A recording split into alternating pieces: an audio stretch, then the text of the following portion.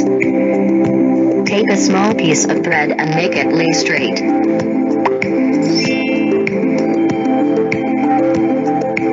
Now take 3 old CDs.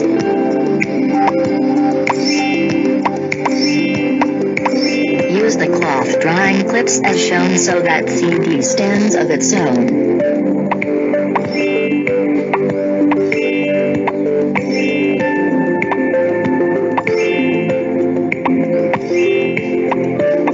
Place a candle on the same straight line on one side.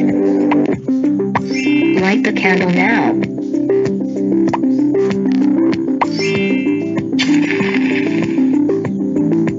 Now see it through another end.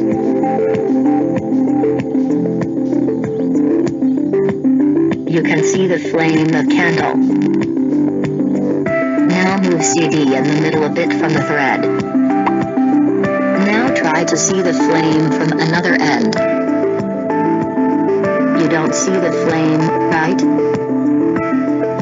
Light always travels in a straight line, so when you move the middle CD, light's path was obstructed and could not travel to the third CD and thereby